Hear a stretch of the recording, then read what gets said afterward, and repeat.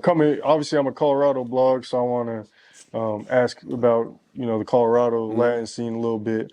Rest in peace, Lil Travieso. When did you hear about him, or, did... I met him on his initial blow up, like he signed a deal with MOBG, and MOBG was recording out of my headquarters, which was Fam First at the time. It was a studio in the city of Panorama City. So they brought him along early, like before he dropped his first album with MOBG. So yeah, I met him young, man. And I couldn't tell the difference between him being from Colorado or being from here. He fit right in, you feel what I'm saying? Yeah. So it was dope to see a little homie out here doing his thing. And I didn't really get to build a relationship with him because I was so busy on my own shit, you know what I mean? And I didn't really see, I don't know, I just didn't get the opportunity to, you know what I'm saying? Yeah. To say it in better terms. But yeah, man, it's tragic, because he had a bright fucking future. Like, for sure, the dude was blowing up, man, you know what I'm saying? And he pretty much put like the Colorado Latin scene on the map for... Yeah. But there's like a tragic ending to almost every artist that's been coming out of Colorado, Latino, that has that, you know what I'm saying? Like there was a girl named Baby, I think before. Baby Wicked, I think her name was. I'm not or Baby, there was another young lady back in the days, you might want to look into it. Okay. That she got killed on some railroad tracks. But she was blowing up at the time. I forgot her name though, man, but yeah, that was a few years back, and they took a loss with her. Yeah. Because they were really getting behind her, and she passed away some similar, you know what I'm saying? Then he passed away that way too. But now you got Lil Nate out there. You got other artists that are still doing their thing, you know what I'm saying? Lil Nate reached out to me. We're supposed to be doing some.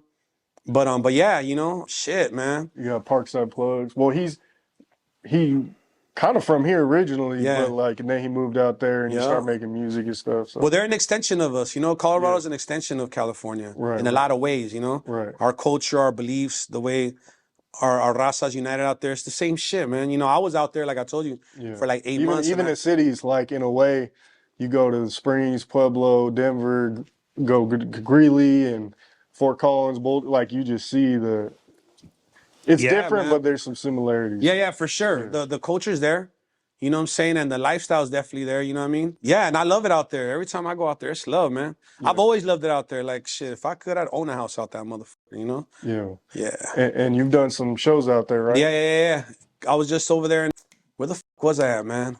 With the homie Silent? Yeah, that was probably Pueblo. Yeah, Pueblo. Yeah, I was out there in Pueblo. It was dope. Love. Yeah. Homies pulled up deep as to pick me up. Get full fucking escort, you know what I'm saying? The hoods came out to show love, and it was one of the things where, like, I hadn't been out there since 05 before I did my 10 years.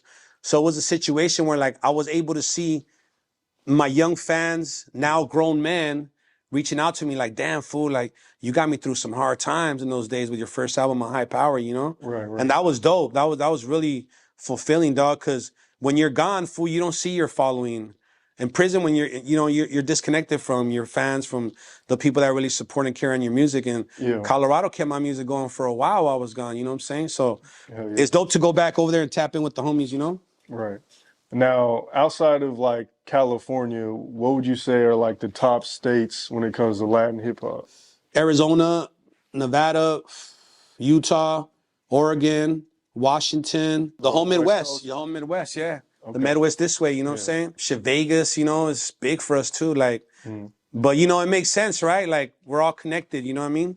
Right. So and you know how it is, like, when people wanna seek opportunities, where they go, they travel, you know what I mean? Right. And you know what I'm saying? So the culture's still alive. And one thing about moving from your home state or your hometown, when you leave, you always have that love for it, you know what I'm saying? Oh, yeah, for And you want to take it with you as much as you can wherever you go. So people have took this shit everywhere, the Southside shit's everywhere. Right. Now, when it comes to the Midwest, I just want to hear from your perspective since you're from here. Do you look at Colorado as like the Midwest or the West Coast, or just I see it as the West Coast. You do? Okay. I do because of their style, their culture, the way that they carry themselves. I see it as the West, you know what I mean? Okay. It's technically the Midwest though, right? They say, see, that's interesting you say it, because they say like Detroit, Chicago, all that's like the Midwest. But it really, if you look at a map, it's in the middle of the West. Yeah, geographically. Like, yeah. Geographically it's there, but the culture's West Coast. Yeah. Right. The lowriders, where is it? Where everybody cruises at? Federal, yeah, that's like right here at Whittier Boulevard, you feel me? Right. Taco stand, taco ladies are out there, everything. Yeah. The paisas are out there with their clubs and shit. Right. It's the same shit, man. It's like look in the mirror, you know what I'm saying? Right.